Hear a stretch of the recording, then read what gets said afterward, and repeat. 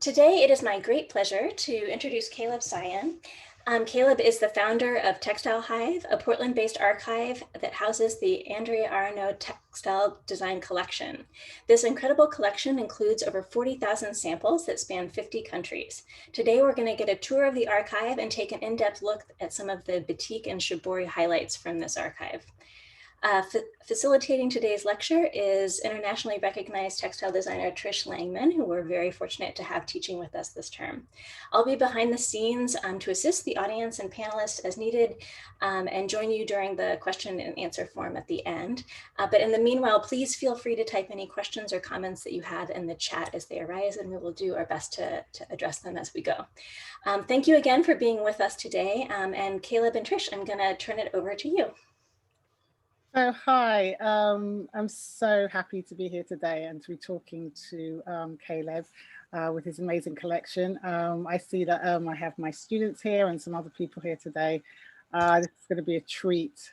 So for those of you who don't know what shibori is and you don't know what batik is, I'm just going to give you a quick run through of that so that you can see it in the look at the collection in that context. So shibori is a kind of ancient Japanese technique.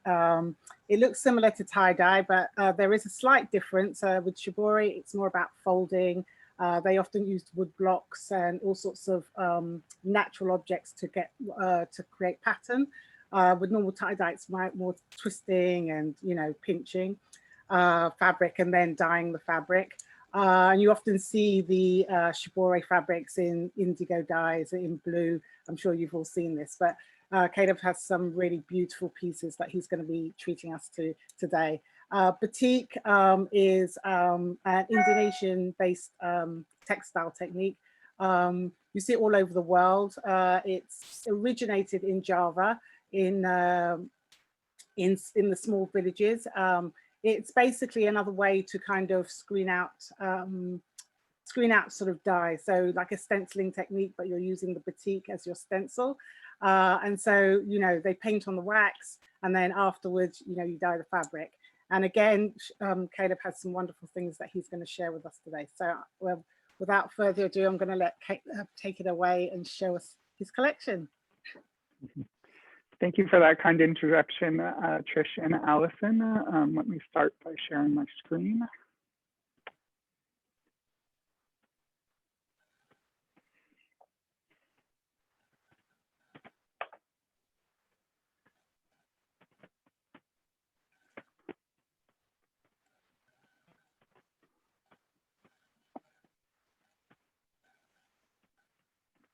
Thank you for bearing with me. Let's pull up my notes.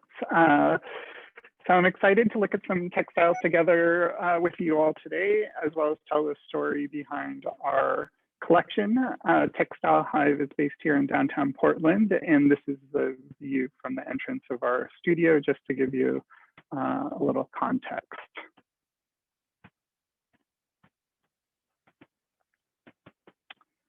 At the heart of our collection is my mother, Andrea Arno, who you see pictured here. She's had a lifetime love affair with textiles that started when she used to pick out fabrics with her mother growing up in Springfield, Massachusetts. My mom has had three distinct phases of her career. Her first began in 1969 on the Lower East Side of New York City when she opened up her custom leather and snakeskin boutique called Dakota Transit. The styles of her clothes connected with the mood and energy of the time. And between 1969 and 1973, Dakota Transit achieved success being featured in Vogue, having a runway show, and attracting a wealthy clientele of socialites and popular musicians like Miles Davis and Jimi Hendrix. By 1973, however, after becoming a mother and increasing drug use and crime became more prevalent in New York City, she was ready for a change, and a trip to Peru would send her on a new path. On her visit to Peru, she fell in love with the weavings of the indigenous people in the Sierra Central. After she returned home, she was determined to visit again and was able to convince the Peruvian government to hire her to document the weavings being produced. When that research ended, she began to independently document and assemble and create collections of handmade Peruvian textiles, clothing, and costumes to sell to museums. In addition to Peru, she spent time documenting and putting together several other major collections in China in 1983. And finally, she spent 3 years living and researching and collecting in Japan between 1984 and 1987. About half of her collections were acquired by major museums, including the Metropolitan Museum of Art, the British Museum, and the Royal Scottish Museum, among others. While in Japan, in addition to collecting kimonos, she also started to collect kimono fabric swatches to document how patterns evolved over the decades. And on a visit to New York, a friend suggested that the Japanese swatches she was collecting could be a source of inspiration to fashion and surface designers. In 1987, she moved back to New York City and opened up Andrea Aronow Textile Documents in Union Square. Her business provided inspiration to home furnishing and fashion companies. The basis of her business started with all Japanese textiles, but soon expanded to include swatches from many other countries. Over the years, the collection served hundreds of companies that included Ralph Lauren, Pendleton, Adidas, The Gap, Marni, and Alexander McQueen, among others. In 2003, I joined her company and helped expand the business until 2008, when I decided I was ready for a change and moved to the Pacific Northwest. In 2009, after 20 years of business, my mom decided to close the studio, and subsequently I proposed the idea of digitizing the collection to see if it could be more widely utilized, with the ultimate goal of finding the collection a new home.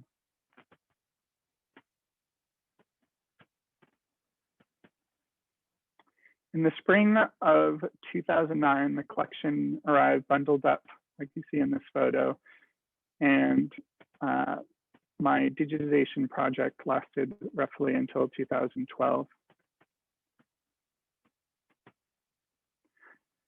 The project had several components and stages that you can see represented on this slide and graphic. It involved about a team of 15 people. The first stage was to digitize each object at maximum resolution and color fidelity.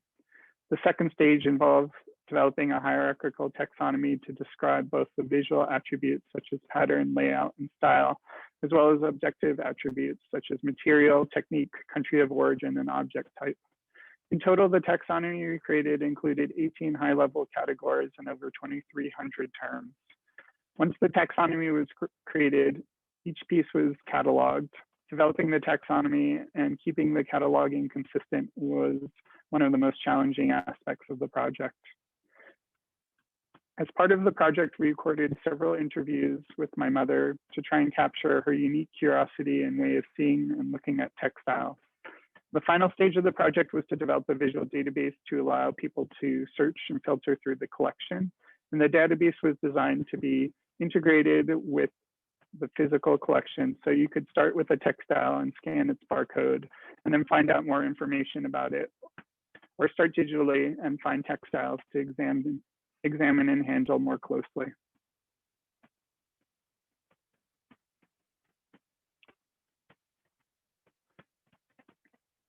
Let's see. Oh, looks like my slide is stuck. Anyhow, I think we're going to move this over to looking at textiles now. Just to give a little bit of a background, Textile Hive launched in 2014 as a plan B when we were unable to find a new home for the collection. And now I'm excited to start showing you some textiles with Trish. There's the last slide.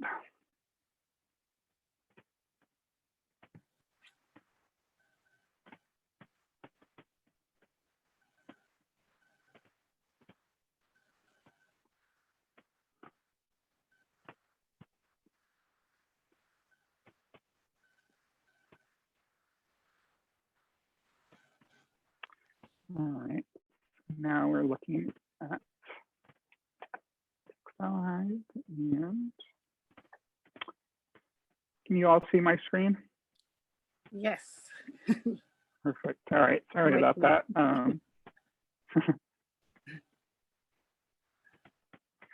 Go ahead, Trish. Yeah, so I mean, these look fantastic. And for those of you who aren't in my class, you know, shibori is like it's an art basically, you know, being able to sort of place objects and find out where they go. And you can kind of have if you have a look at what's going on here in these textiles, you can kind of see how they've you know, placed objects and twisted them and you know, put them into the dies with very careful, you know, very careful with the way that they look at composition. So if you look at the striping one that comes down below, they're kind of using just a basic sort of objects around that they've used to kind of tie up and then create that kind of round circular part of the textiles. And you can kind of see that they've created a stripe and that can be done by using an object and then wrapping the, you know, and then wrapping the textile. And then you can kind of see this, lots of these are kind of regional. So if you look around, if you looked up sort of Japanese textiles, different regions have different types of textiles that they like to use. If you look on the side over there, you can kind of see some of them that have almost like what looks like a chain stitch. And you would be correct in looking at saying that. So if you look at the stripe number 7, that's over there, if you could just pick that out over there, you can kind of see that they've had like little dots. This is often achieved by using stitching. So, you know, you can cross stitch, you can chain stitch, you can basically do a basic running stitch. And if you pull the fabric and tighten it by gathering and then dip it into dye, you get these kind of really wonderful kind of textures that you can create. So if you kind of look at like number 7, you can sort of see that they've done some stitching. And again, it gives you an element of control. For those of you who've ever done tie-dye, you'll realize that there's an element of no control because the dye sort of goes where it is. When you begin to sort of work with stitching, you begin to get that element of control where you can actually create pattern, you can create stripes. And, you know, in my class, this is what we've been learning, how to control the dye, how to control the sort of patterning that you want. And you can kind of see, if you look at number 8, if we could just pull that up, that textile over there, which I think is absolutely gorgeous.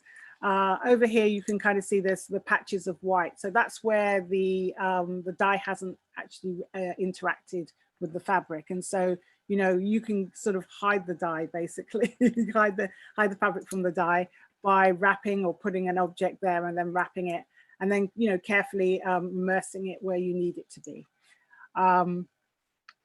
If you look at number 10, this is kind of, let's see, look at the textile number 10 over there. This is what you kind of see traditionally in shibori. You see a lot of this kind of tied patterning. And again, like I said, it's regional. If you look at some of the old kimonos that are around in, say, like the Edo period, in Japan, you kind of see that they have more kind of delicate kind of textile sort of shapes. And if you go sort of, as you see, if you get sort of to more modern times in Japan, you'll kind of see people kind of interacting tie-dye with many different things. And so you'll see sort of things that are sort of bigger, bolder, that look more like this. And so this is just the basic, you know, tying technique, but using stones to get the smaller, you know, to get the smaller parts. And then you can see the bigger parts done with, you know, bigger pieces of bigger objects. And then folding just to get that kind of line, that beautiful line in there. One of the things that you can do with what I love about shibori is that, you know, it's not only is it the element of control, but also the way you can sort of play with composition. So if you look at number 11 over there, it doesn't always have to be blue. You can actually play around with mixing stitching and mixing the different techniques to create kind of more of an asymmetry in there. which I think is kind of unusual. And I really love this sample for that. The way that sort of the color is sort of like not the traditional colors that you see, sort of deep and bright. Shibori works really not well on delicate kind of colorings as well. And also with, if you're using, if you're using objects that, and you want to get kind of a more delicate feel to what you're doing. So, I love this sample because of that. It's like not, the traditional kind of brights or heavy color that you get. If we look at sample 12 over there, this is a great mix, again, of, using the tie technique in the middle, and then, either using an object to kind of get that kind of tying, or folding the actual circle, just folding until you get sort of little circles to create this pattern. I think what's really nice about this, again, is the composition. And you'll often see this circular pattern used in traditional kimonos, and accessories for Japanese, clothing. So you'll see that, the circular pattern, you'll see the striping pattern that turns up. But all this kind of sort of relates to the way the Japanese love the idea of things being the imperfection of things. So if you think about Japanese wabi-sabi, this is a whole idea that, things are not necessarily perfect. There's sort of beauty in the imperfection. And I think, shibori kind of fits that aesthetic perfectly. It's definitely something to sort of further research. For those of you in my class, we've experimented with many of these techniques in here: stitching, folding, and it's just good for you to see the different ways you can do it. You can play around with it. Like number 2 and number 4, again, if you take a look at those, you can kind of see how they've sort of taken it to a different level. This has kind of even a 3-dimensional kind of look. Anyone who's sort of done tie-dye where you've tied up a lot of stuff, you kind of get that. You can get that kind of feeling from the fabric, almost sculpts itself as well from what you're doing. And if you look at number 4 over there, again, it's it gives you that, yeah, thank you, yeah. If you look at number 4 over there, I love the way that they've got the symmetry, but they've been able to look, oops, there we go. Number 4, yeah, if you, I love the symmetry they've managed to do and get the sort of sense of control, but also inside, you can kind of see there's still those tie-dye bits that are going, the sort of the delicacy of this, really, really works as a composition. So, I feel like if you're looking for, looking at shibori, take a look at what happens regionally, take a look at what happens historically. All the different tying techniques and the techniques that are used are, as you can see, really can give you sort of different textures, depending on what kind of objects you're using, what kind of techniques you're using.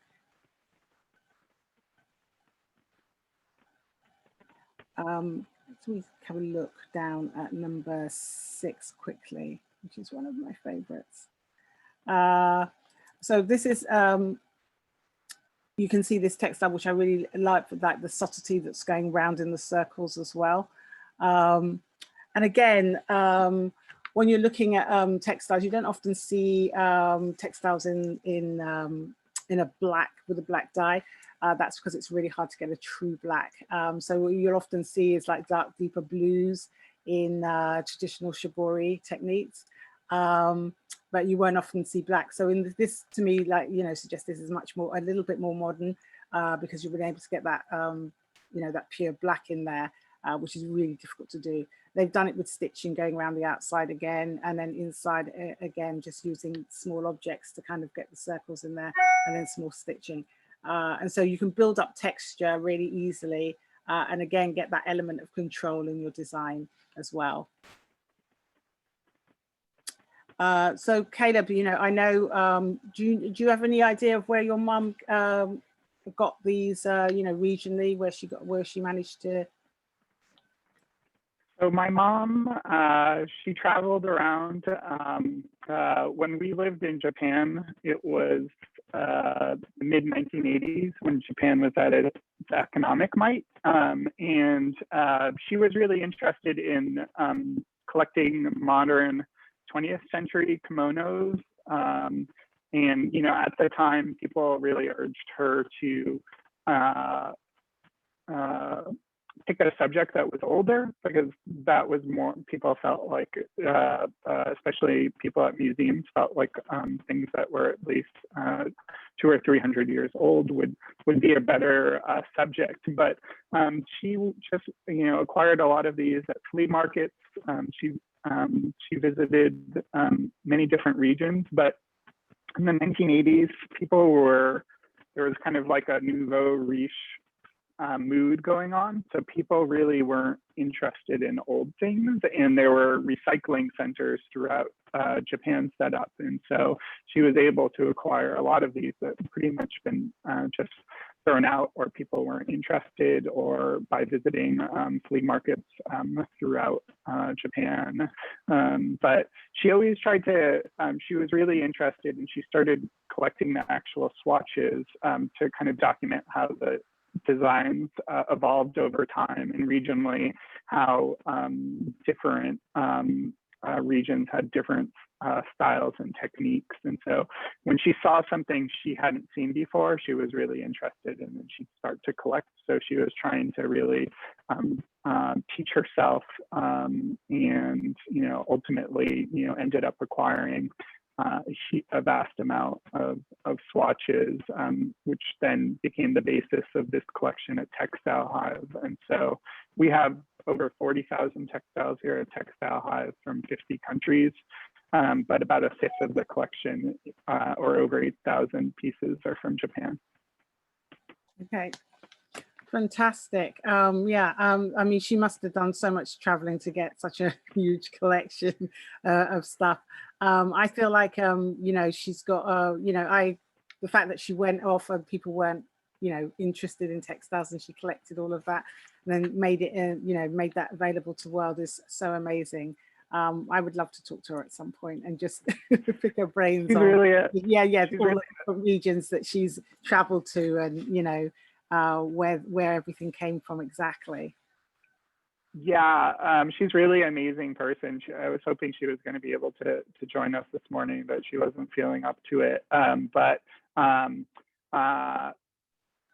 We recorded a lot of interviews with her. Last year, she gave a talk as part of Portland Textile Month and through PSU.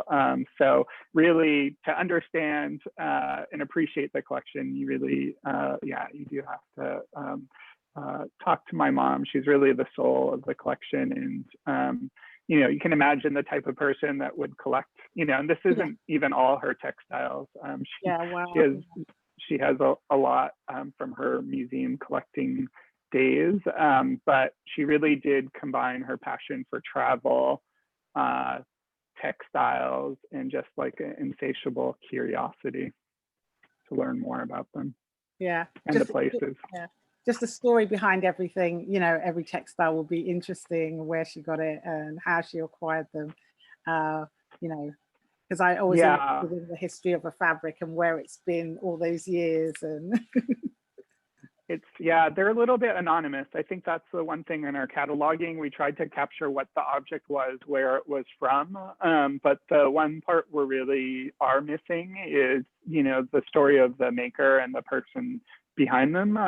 We have at Textile Hive, we have things that were handmade, as well as things that were commercially reproduced or commercially produced. And so I think it's really kind of important. And when my mom was doing the museum collecting, she was doing a lot more documentation in that regard. So she took field slides, and so we have a lot more records for those collections that were put together for museums.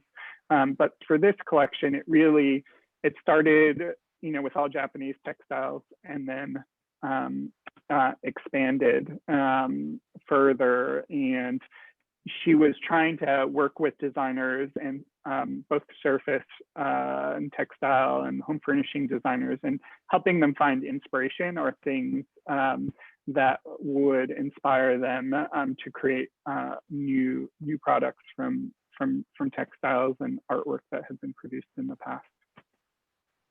Yeah, I mean, so it's just so amazing. Her stories, you know, her stories are amazing. So yeah, we're going to take a look at some of the batiks in the collection, and these are from all over. Yeah.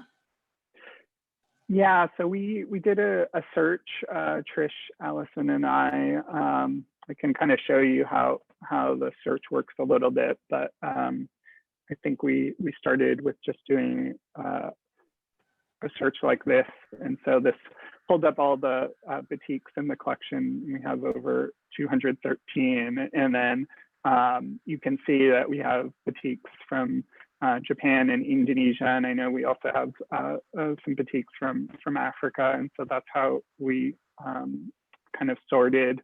And I think we did one search where we compared batiks from Japan. I'll just do it now.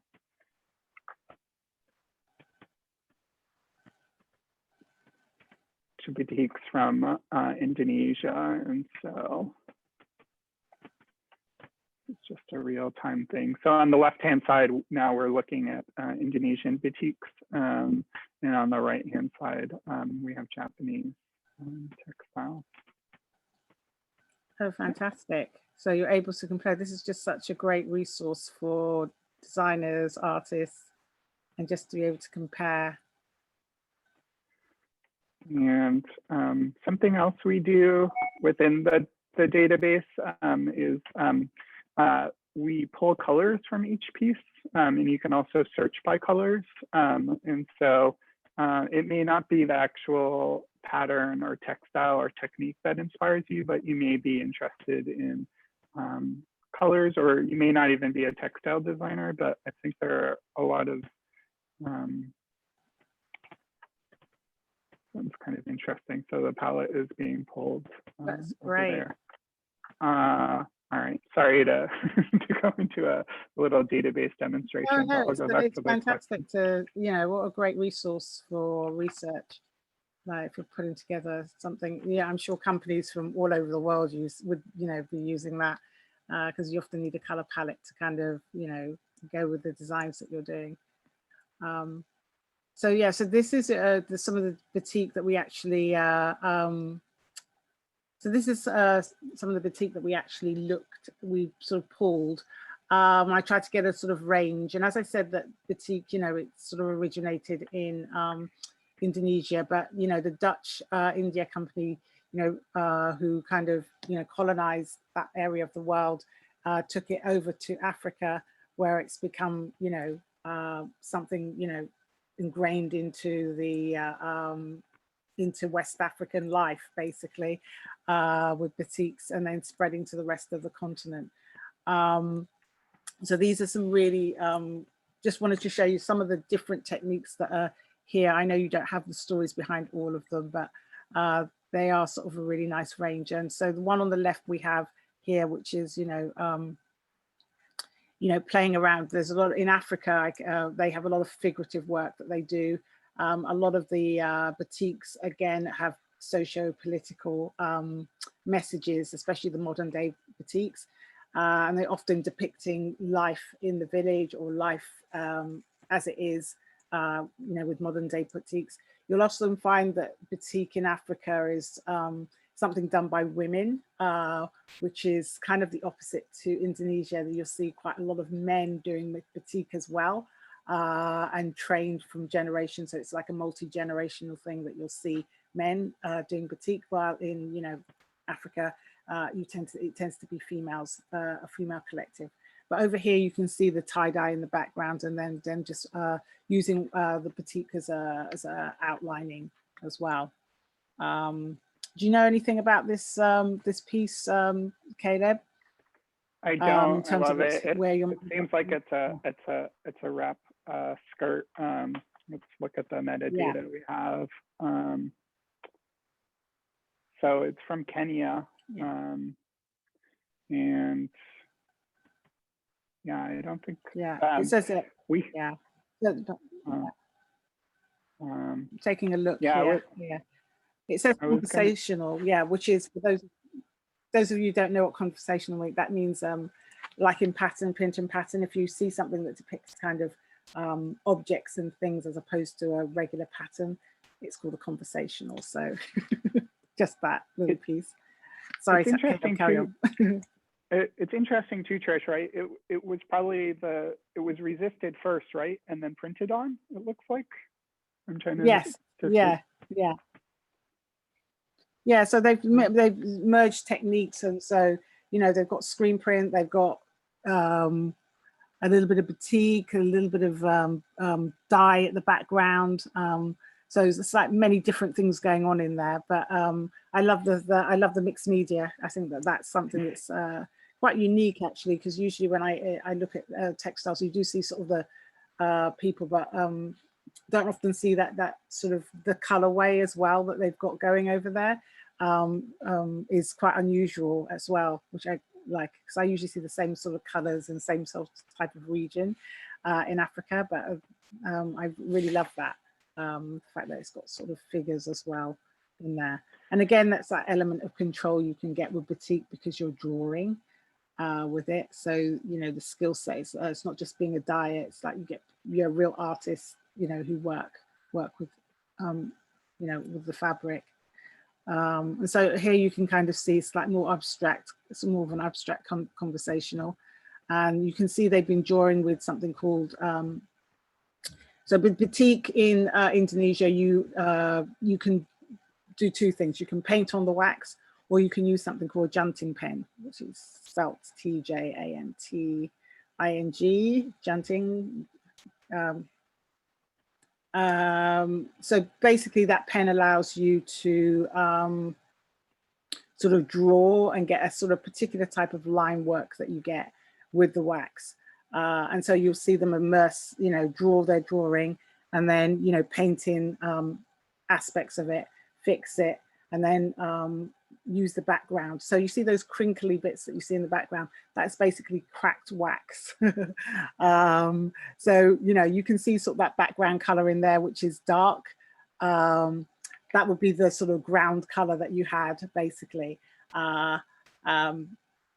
And then you can sort of wax out, or, you know, wax out what you need and what you don't want to show, dip it in that color. And then you would have that sort of ground color in there, or that could be just the base fabric that you have. So basically, the crinkling of the wax is basically just by gathering up the material, the fabric together once it's waxed, and it gives this kind of effect, which is you sort of see in most of the batiks that are out there. So let's have a look at some things that have different textures. So number 3 up there, Caleb. So that looks like your, yeah, the fact that you've got a sort of birds in there. I think that looks like it comes from Asia. I don't know if you've got metadata to kind of prove me right. I am not sure. So in this one, yeah, we don't have it. We can't confirm, but we think it's from Indonesia. So we have the visual characteristics. So sometimes you'll have, and especially this is true in Japanese textiles, where they're taking inspiration from different cultures. So you'll have things mimicking a style. So it was produced in Japan, but obviously you can tell it was inspired. And so unless we're 100% certain, we won't put the country down on the objective information, but we can comment on the style. Okay, that's great. Yeah, I know you tend to see birds and cranes and things like that in Japanese, you know, ish. And in Indonesia, it's kind of, so that kind of sort of gives you the way through, and also the fact that it's in blue, indigo-ish, again, sort of suggests that as well to me. So you can kind of look up, they have like, you can see sort of the line that they have over there as well. You know, they've used junting pen, they've painted it as well. And then you've got that real element of control, and, you know, they've not crinkled up the wax. So there's kind of a thought, you know, there's a kind of loose kind of beauty to the line, but then, you know, they've sort of kept it kind of cleaner, as opposed to, you know, cracking up the wax where you have all the sort of you know, kind of lines that go through it, showing the wax. So over here, you can kind of see, if you go up close, you get sort of a feeling of wax, but it's quite controlled, the line work that they've got there. So with paintbrush and with junting pen as well. So if we have a look at number 4, because that's kind of interesting, because I think this is on velvet. That's why I picked it up. So I worked on a project with Pendleton where we were working on wool, which was really, really hard. Velvet, again, you know, you have to be able to pull out the wax afterwards. So in Indonesia, the traditional method in India is to boil the wax off, which you can boil, and then you boil it again, and it's a really long process. You scoop the wax off that comes to the top, you boil it again. You can get it off with an iron as well. This to me looks like it's a more modern piece. So I suspect that they've actually taken the wax off using something like dry cleaning, because you know, so let's see where this came from. I don't know if we can get any metadata. It's just a text. So this is from a series of Japanese textiles, and so it's cut velvet. But yeah, they're really amazing. If you look on the backside, they look like paintings, almost abstract paintings. Oh wow, I'd love, yeah. So the tactileness of textiles, yeah, I would love to see that. Yeah, I've not seen batik on velvet, and you know, when I was doing my project, you know, it's bad enough on wool, but you know, all those, but wax is sort of bonds to the fabric, and so the more dense your fabric, you know, the harder it is to get out. And so, you know, today people have been using things like soya wax, but traditionally people would use beeswax or mix of beeswax and paraffin. So I'm suspecting that, you know, if you use that combination of beeswax and paraffin, it's kind of easy to slightly get it off. Over here, I love that kind of texture that's come over here. That brown one that we had. Sorry, I'm gonna try and see if I can find them so I can hold them, because yeah. Oh right, yes. Sorry. No, that's fine. Carry on. Yeah, I bet this looks really great in person, because it's got you know, so much richness in the color. Is this on velvet as well? I wondered. Yeah, it's part of this series, so I found them now. I think this is the back, as I was describing before. So this is what it looks like from the back. Oh, wow. This actually might be a different one. And then this is from the front. I don't know how close I can get, but it just feels like amazing. Yeah, I'm sure it does.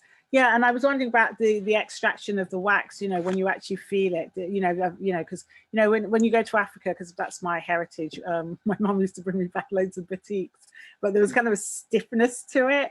And so, yep. You know, I wondered, you know, are they able to, you know, retain the integrity of the fabric when you kind of... So I think, yeah, it feels really nice. It's made out of silk. And so the cut velvet has a pattern. There's a little leaf pattern here, and then you know, there's the larger leaves and the batiks. Yeah, I think this is really great, because as big of a digital proponent as I am, you know, and obviously the database is, you know, how we're able to look at things. Their experience of handling and looking at it is just fundamentally different. And so Textile Hive was never intended to be a replacement for the physical textile. It was created to be a kind of an index, or like a way where you could dive into the collection. And obviously in this time when we're not able to have people in the space, it's much better than not being able, you know, to see the collection. But there's yeah, this group, there are probably about 8 textiles that are part of this group. Yeah, I mean, I'd love to, yeah, just have a feel of the fabric, because, you know, that is kind of one of the problems of batik. It's just like getting the wax out and keeping the integrity of the fabric so that you get that. There's still, you know, it's still beautiful to feel as well as to look at, you know. Yeah, because these aren't stiff. They're really Yeah. The drape is like really amazing. And yes, you can surely visit Trisha anytime you want. And hopefully in the future we'll open up tours for everyone as well. So yeah, that will be amazing. the back of this is one of my favorites. So yeah, so let's have a look at number 7. That's I kind of like to take a look over here. And so over here you can kind of see a mixture of brush stroking and also the cracking of the wax. So basically, you know, I can kind of see that they've just used brush strokes to kind of, you know, create this kind of abstract, and then, you know, literally put a lot of wax on there and then dip dyed it, you know, put it in the dye and then just let it take whatever they, you know, take to places, and you can kind of see over there, you can sort of see the brush strokes in there. I really love that combination. It's like really beautiful, and also the colors really beautiful as well. This is more of a modern piece, you would say.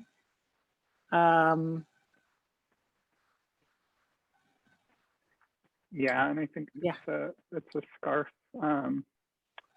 Yeah, we don't have a date on that one, but yeah, I think to get back to our earlier point you're making about like conversational. So my mom definitely has a sense of humor, and so this collection shares her personality, and so it's something that she collected a lot of. And even though we are a historic archive and most of our objects are, anywhere from 50 to 100 years old, I'd say is the core demographic or age of the pieces in our collection.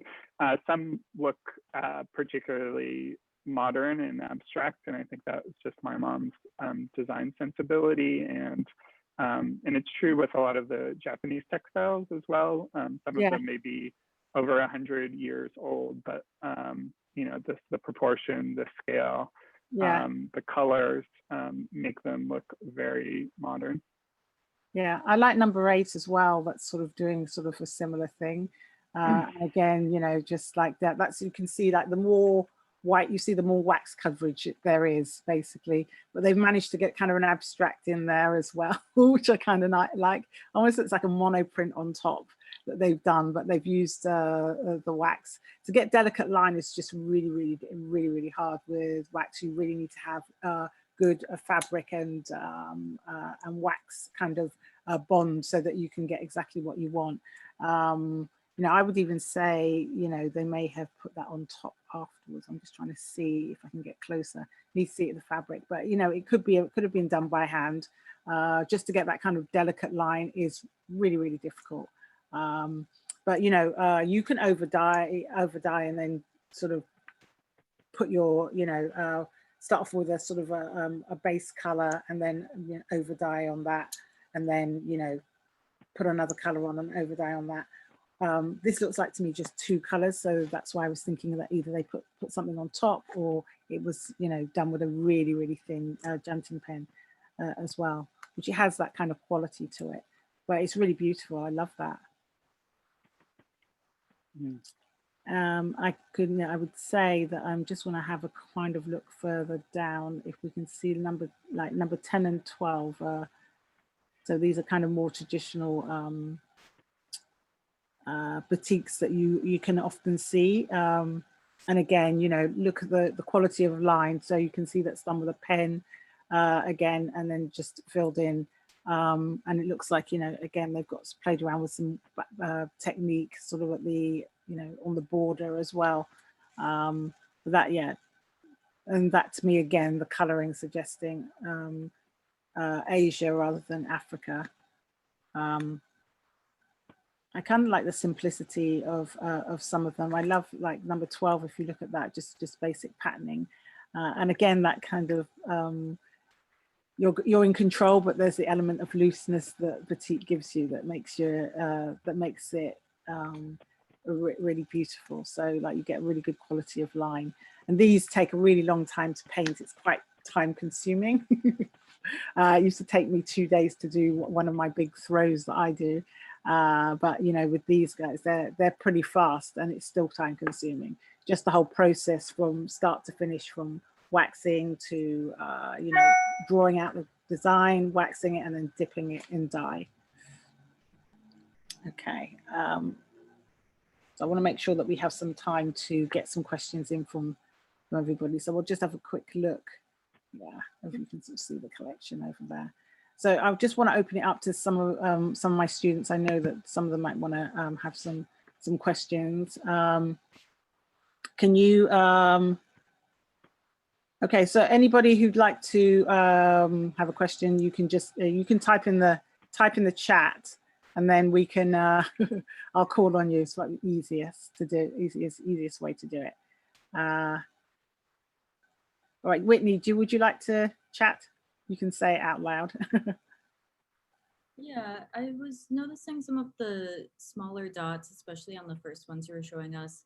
It almost looked like the mark from a French knot, but the French knots probably don't gather the fabric enough. So I was wondering if you've ever tried that, or like what that would end up looking like. Yeah, I know what you mean. It could be. It looks like it came from a French knot, but I think it's just literally a stitch that they've pulled to get that, you know, and to get a bigger circle. I guess you would just do a running stitch and pull it really tight, you know, to get those kind of circular kind of feelings to your in there. But you could try it. There's nothing to try to stop it. It's just that you just have to, as we said, pull it tight to get those kind of shibori dots in there.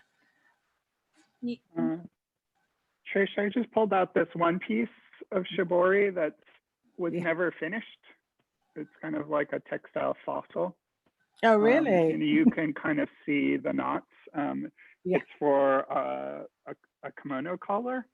And I'm trying to see. I think it would be most similar to this, where the stitching is done diagonally, but they were never undone. And so you can see they're just like thousands of individual knots.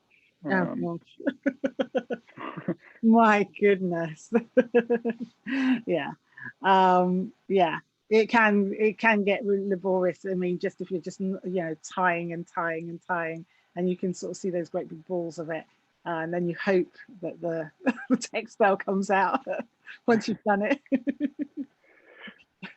Yeah, sometimes when you see the final piece, it's hard to imagine, you know, kind of like how much work went into it. Yeah, I mean, it's like I always say to my students, there's a lot of prep work, and then, you know, the actual dyeing takes like a few seconds, you know, to take a few seconds, but it's like, you know, it doesn't take that long. But all the prep that you do, all the drawing, and then all the tying and everything, and then you have to hope that it, you know, in those few seconds that you've got it right, you know, once you plunge it into the water, into the dye. Jessica, did you have something? I wasn't sure if you had a question. I did have a question. What type of fabric was all the dots and stuff? Was that silk or satin? Because you said that a certain type of fabric was easier to be more make delicate designs with. Can you? Yeah, I think you're talking about the shibores, Caleb. You know, some of those dots. I think they were silk. I think that the database might probably say. How do you then not snag the fabric if it's silk and you're like doing all that and not have a bunch of extra careful with it. Okay. Yeah, it's not easy, but it's trial and error, and then you'll sort of get, you know, you'll use the right kind of threads, and, you know, you really do have to sort of find your technique, find your fabric that matches the thread with it. But I feel a lot of these, like, you know, it does work on silk. It's just like, you know, you just got to kind of change. These people are kind of masters of it. Like I said, it's like they've been training since they were really young to do this. But certainly some of these over here, Caleb, I'm pretty sure they're on a mix of cotton and silk natural fabrics, I would imagine. I would say, yeah, most of them. Yeah, I would say silk or most of them, and then cotton. This one's interesting. It's kind of on a fabric that's woven, so you'll see oftentimes multiple either different types of shibori with clamping, stitching, or resisting, or sometimes they'll put on a different sort of fabric. But I would say most of what we have are silk. These I know are like cotton. So I think, yeah, you'd know better than I, Trish, about the like the. Well, I was going to say the fold. If you're using folding techniques at 51 and 52, it would work better on a cotton, just because it's not going to, you know, you've got more control. You know, silk is super absorbent, so you would be better off stitching or doing, you know, knotting, or, you know, something where you have some more control of it, because it's super absorbent. Folding, I love that. That's so cool. Like that whole idea of just working on top of another fabric. It's great. Yeah, and so like you using the fabric to sort of be your texture as well. That was yeah. If you look at 71 with all of that that's going on in there, that's quite a lot to deal with. And I think I see a jacquard too in the corner here. Yeah. Yeah, so yeah, I mean, I think it's Jessica, it's just like you're that whole, you know, matching your fabric and matching your thread, and just, you know, having to do those tests that I keep telling everyone to do, to make sure that everything, you know, getting the right color, different colors on different fabrics, as we saw with the natural dyes, like all of that, you know, all of that prep that you do before you go to the final piece.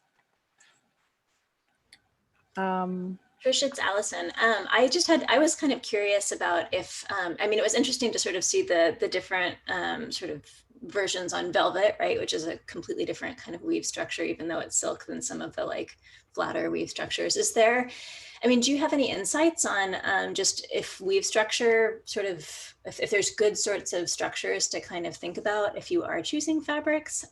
Yeah, I would say that, you know, yeah, if you're going to, yeah, it depends on what you actually want. I mean, I kind of like things quite deconstructive. So if you did use a very open woven weave, you know, you're not going to get the kind of control that you may have got with something that's tighter, you know. So, you know, if you use kind of, I've done things on cheesecloth and sort of really open linen type fabrics. Just a different look to it. So you want a tighter weave to get more control. If you want integrity of line, you know, keeping in, you want that kind of control, then, you know, you want to be on cottons. But, you know, if you get onto heavier fabrics, and of course, then you're going to get a different feeling, more textural with what you get.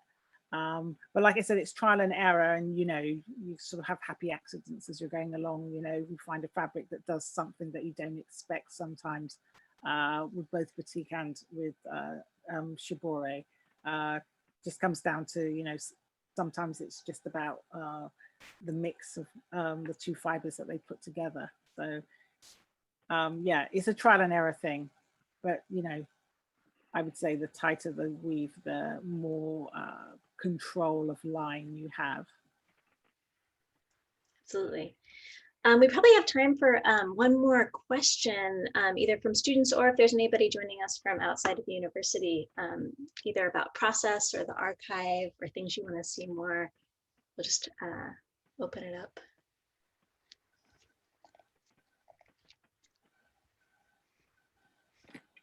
Anyone? Well, I think one of the things, I feel like this is such a fascinating conversation, right? Because you have sort of, I think the work that you're doing, Caleb, it's almost like this detective work, right? Because we, you know, textiles, we don't know who the makers are, and we're sort of having to guess about sort of process and what's happening with like the sample that we're looking at based on that kind of process-based knowledge that we have just from our own kind of creative practices. So it's really exciting to see just, I think, all of these different amazing sort of samples that are not only sort of inspirational in terms of thinking about like how we might, you know, design or sort of mimic or sort of use some of these kinds of techniques in our process, but also thinking about just the the history of making that kind of ends up happening behind it as well. And then to hear, I think you, Trish, then also be able to add in your sort of expertise as far as like what how these things are actually made and the techniques that are happening, and that you all are sort of learning these in class has just been, it's been really exciting for me, and I hope for everyone else. I think the only one question I might just leave us with is, I know, like, Caleb, you are here in Portland, like literally in the Textile Hive right now. And so I'm curious, like, you know, we talked a little bit about just the sort of experience of being sort of in person with these fabrics versus sort of having them in this kind of photo archive form. What do you feel like are the advantages or disadvantages of either of those kinds of experiences? Well, I think being able to search and find things, like there were times before things were digitized where we might know we had something but couldn't be able to find it. I feel like that's a big advantage, and just, you know, having people be able to join from wherever they are in the world and be able to gather access. But ultimately, I think the in-hand experience is always going to be the primary experience, especially with textiles, just because they're tactile in nature. And I think each of these textiles is like a vessel of knowledge. So it's filled with all this information, but like you said, without people like Trish or my mom who are able to talk about why something is important, how it was made, where it comes from, to provide that context, you're kind of almost missing out. So I really think about the physical, the digital, and the contextual aspects. And my project was really my best attempt to kind of merge all three, so that we weren't just thinking about something digitally that was separated from the physical collection, that it was all, it was intended to be one full kind of integrated collection. Great. Well, thank you so much. We are at 10 o'clock. Thank you so much to you both for taking the time to talk through this amazing collection with us today. I'm hoping, yeah, when we're back in, you know, not COVID land, that we'll be able to come down and see it in person, Caleb. It really is incredible what you've put together with your mom, and we are just so lucky to have that here as a resource in Portland. So great. This will be this recording will be sort of made available to PSU students after this presentation. So I'll send a link out to your faculty with all that information. Thank you for everyone for joining us today, and hopefully we will get to see you at some of the events coming up later this term. Thank you so much. Thank you. Thanks, Caleb. It's been amazing.